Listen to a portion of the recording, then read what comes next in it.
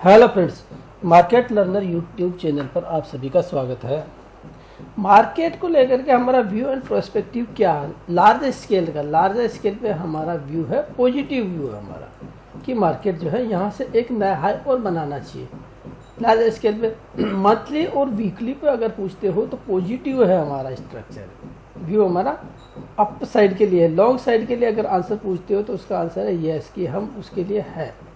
तो हमारा structure intact है अभी वीकली और मंथली के हिसाब से। अब ये गिरती हुई वेव में हमने क्या एंटिसिपेशन करना है और किस तरह का हम एनालिसिस करें। व्यू और प्रोस्पेक्टिव हमारा यदि अप साइड का है तो कहाँ से हम अप साइड में देख रहे थे, तो एक हम देख रहे थे 24,460 के लेवल से। लास्ट वीक में भी हमने यही एनालिसिस किया है। इस वीडियो में सभी टाइम फ्रेम पे 1 आवर के टाइम फ्रेम पे करके देखा और इस वीक का एंटिसिपेशन ये था अपना कि यहाँ पे ग्रीन कैंडल बननी चाहिए। अब ग्रीन कैंडल बनी है, मार्केट ने ग्रीन कैंडल बनाई है, लेकिन ग्रीन कैंडल का एंटिसिपेशन किस तरीके से था, वो हमारा एक ग्रीन कैंडल का एक इस रेजिस्टेंस लेवल के ऊपर में इस तरह की स्ट्रॉन्ग कैंडल बननी चाहिए। तो ग्रीन कैंडल तो बनी है हमारी, लेकिन वो अभी इतनी स्ट्रेंथ उसके अंदर है नहीं। आइए इसे मैं डेली पे समझते हैं। तो डेली पे देखोगे तो डेली पे आइए, डेली पे आपको क्लियर समझ में आ रहा होगा कि यहाँ पे देखिए आप व्यू एंड पर्सपेक्टिव हमारा अपसाइड का, लेकिन इसका सपोर्ट ढूंढने की कोशिश कर रहे हैं हम।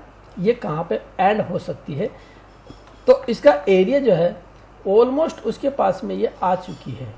ये है करेक्टिव, ये लार्जर स्केल का डाउन साइड का नहीं है, बिल्कुल नहीं है।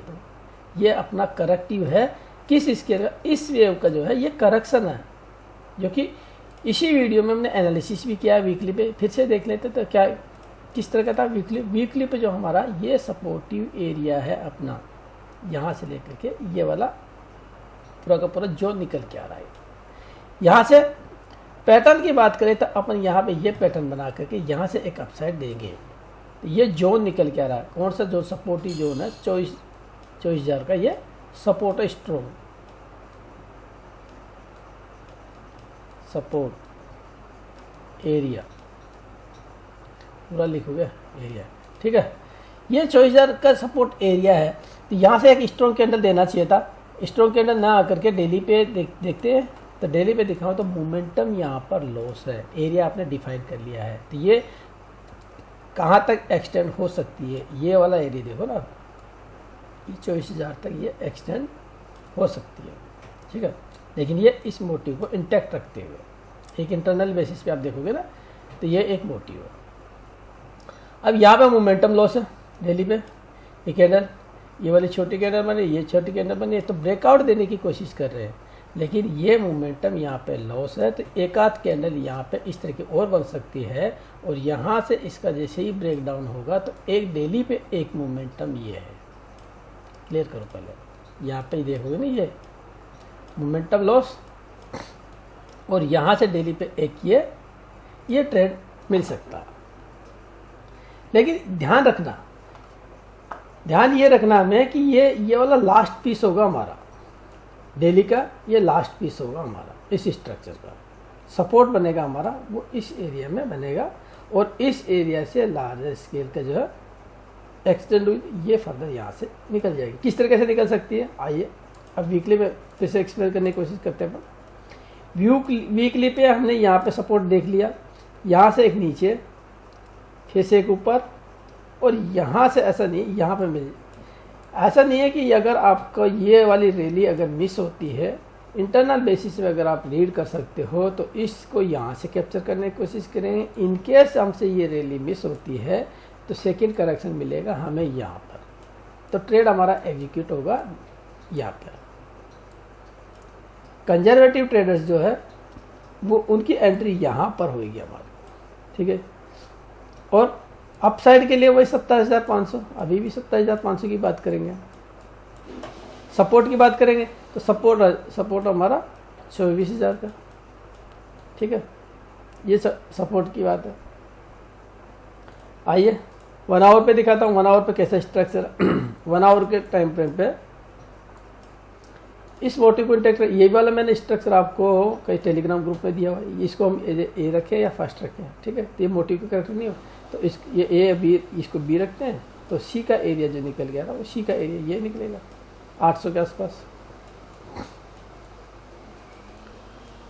24,800 का, तो सी कंप्लीट हो जाएगा। यहाँ से एक डाउन साइड और एक ये सी, ये 3 वेव के अंदर सी बना सकता। और यहाँ से या तो यहाँ से हम शॉर्ट करेंगे रिवर्सल देख करके, इसको पहला ये, या फिर कंटिन्यू करेंगे, वो देखेंगे यहाँ पर आएगा। या फिर क्या कर सकते हैं हम, देखिए यहाँ पे एक ट्रेंड वो बना देना, एक ट्रेंड लाइन बना देना, और इस ट्रेंड के या तो यहाँ मिलेगा या फिर इस ट्रेंड के ब्रेक होने दीजिए, यहाँ पे मिल जाएगा। तो अपॉर्चुनिटी तो ट्रेडर्स के लिए बहुत है, तो ट्रेडर्स को अपॉर्चुनिटी को ग्रैब करना है और स्ट्रक्चर को समझना है। तो हमारा view and prospective larger scale का चाहे हमारा अपसाइड का है, लेकिन क्या इसका मतलब ये नहीं है कि हमें छोटा टाइम फ्रेम के लिए या 1 आवर या 15 मिनट के हिसाब से हमें ट्रेड नहीं मिलेगा, मिलेंगे। इससे तो मार्केट का नेचर, अपसाइड के ट्रेड भी मिलेंगे, अपसाइड के मिलेंगे, डाउन साइड की भी मिलेंगे, अपसाइड भी मिलेंगे, फिर डाउन साइड की भी मिलेंगे, ये ट्रेड तो मिलेंगे। जैसा पिछले उसमें भी हमने यहाँ पे डिस्कस किया हुआ है, कितना परफेक्टली अगर उसका एग्जाम दिखाऊँ आपको, यहाँ पे कितना अच्छे से ये प्रिंट हुआ है। आइए मैं समझा देता हूँ उसको।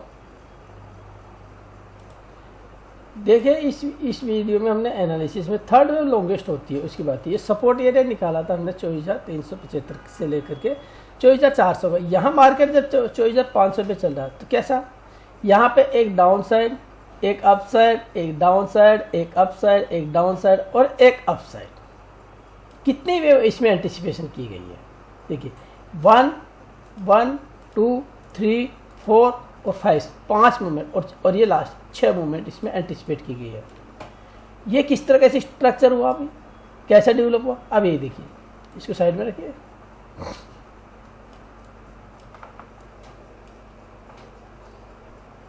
मार्केट कब की बात है, एक मूवमेंट थी, ये मिली, ये वाली मिली, फिर से अप साइड मिली, फिर डाउन साइड, फिर अप साइड, फिर डाउन साइड और फिर अप साइड। कितनी हुई, 1, 2, 3, 4, 5 और 6। अब यहाँ पे क्या समझा, कोशिश करी हमने समझने की। यहाँ पे देखिए स्ट्रक्चर और मार्केट, देखिए इसको पहले रिमूव करना पड़ेगा सारे स्ट्रक्चर। यहाँ पे भी तो यही समझाने की कोशिश करी ना आपको कि यहाँ पे किस तरह का स्ट्रक्चर, एक डाउन साइड दे सकता है, एक अप साइड दे सकता है, एक डाउन साइड दे सकता है, एक अप साइड दे सकता है, डाउन साइड दे सकता है। जैसे ही कंप्लीट करेगा तो देन अप साइड के लिए इस 6 मूवमेंट एंटिसिपेशन की गई है। कब की गई है, जब मैं मार्केट जब इसको कब इस एरिया में ट्रेड कर रहा। अब यहाँ पे बड़ा मूवमेंट तो नहीं मिला ना। मार्केट अगर डेली पे देखोगे तो डेली पे क्या है, ये वाला देखोगे, market up side down side यही तो कर रहा है ना। तो यहाँ तो रिटेलर जो है यहाँ पे सबसे ज़्यादा पैसा गंवा रहा है ना।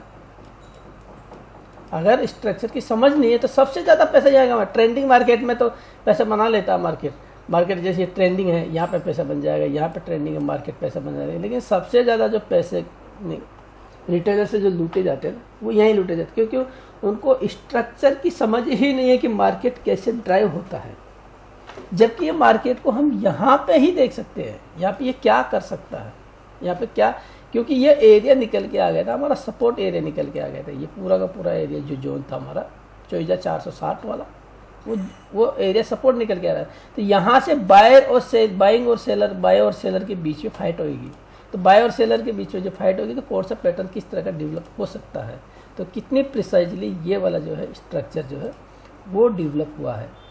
अब फाइनली क्या अपना फाइनली 1 आवर पे आ गए हैं, और 1 आवर पे अगर बाई करना है तो बाई इसको डिप में बाई करना और इसके लिए बाई करना है। एक तो ये वेव है, तो ये वाला सेल में कॉन्फिडेंस नहीं आ रहा, तो यहाँ पे देखना ये सपोर्ट एरिया है, यहाँ से रिवर्सल लो टाइम फ्रेम पर रिवर्सल मिलना है। एसएल की प्लेसमेंट इसके नीचे आ जाती है, टारगेट एरिया ये आ जाता। फिर यहाँ से क्या करना है कि यहाँ से कंटिन्यू चले जाएंगे, तो नहीं, यहाँ से फिर रिवर्सल देखना और फिर यहाँ तक के लिए टारगेट रखना। पहले लो टारगेट ये रखेंगे स्ट्रेट लाइन का। इसको ऐसे नंबरिंग करके समझाऊँ आप लोगों को, बहुत कम लोगों को समझ में आता है क्या, किस तरह के समझाने की कोशिश करता हूँ। चलिए इसका नंबरिंग करके दिखाता हूँ मैं। ये ए बी किससे मार्क लो, ABC से कर लो या WXY से कर लो, कोई फ़र्क नहीं पड़ता इसमें, ठीक है। लेकिन ABC से करता हूँ क्योंकि इसके अंदर 5 वेव है ना, अभी समझाया मैंने, A B और C, ठीक। अब C के इंटरनल समझो, इंटरनल कैसे हो सकते हैं, ये C के 1 हो सकता है, ये 2 हो सकता है, ये 3 4 और 5, एक पॉसिबिलिटी थी है। ठीक, इस लो को ब्रेक ना करते हुए, और सर इस लो को ब्रेक ना करते हुए, अबे आ जाना, इस लो को ब्रेक नहीं करते तो ठीक है। अनदर पॉसिबिलिटी क्या है? अनदर पॉसिबिलिटी ये है कि इंटरनल बेसिस पे आपका ये हमारा इंटरनल ए बी डब्ल्यू, ये एक्स और ये 3y का इसको ब्रेक कर सकता है, ये इंटरनल स्ट्रक्चर है। देन इसके ऊपर आ जाएंगे और देन फिर यहाँ से ये स्ट्रक्चर डेवलप होता है। तो इसमें रिस्क रिवार्ड जो है आरआर जिसे कहते हैं, ये रिस्क रिवार्ड इसमें ज़्यादा है। इसको ब्रेक कर करके यहाँ से निकले तो इसमें मूवमेंट फास्ट आएगी, लेकिन किसका पार्ट होगा ये वेव सी का ही पार्ट। ठीक, और क्या, ये दो पॉसिबिलिटी है जो कि ये दो पॉसिबिलिटी कौन सी? अब कुछ ना समझ में आए तो ये जब जैसे ही ABC कंप्लीट हो जाएगा, ये हमारा ये वाला कंप्लीट हो जाएगा, उसके बाद में यहाँ से या तो सेल कर देना, यहाँ तक के लिए सेल कर देना, और इसके बाद यहाँ पे नहीं समझ में आता है तो यहाँ से करेक्शन करने देना, इस स्ट्रक्चर को रीड करना, एक ट्रेन लाइन बना लेना और इस स्ट्रक्चर को रीड करके इसके बेसिस पे यहाँ पे ब्रेकडाउन पे, ट्रेन लाइन के ब्रेकडाउन पे इसको सेल करना।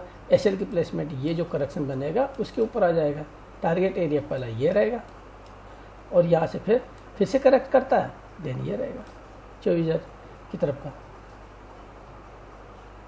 लोअर टाइम फ्रेम का स्ट्रक्चर। तो इस तरीके से दिख रहा है मुझे, ठीक है ना फ्रेंड्स। और लार्जर स्केल का हमारा अपसाइड का है 27,500 की कई टाइम से हम बात करते आ रहे हैं, तो उसमें कोई हमारे चेंजेस नहीं है, वो हमारा इंटैक्ट है, एज इट इज है।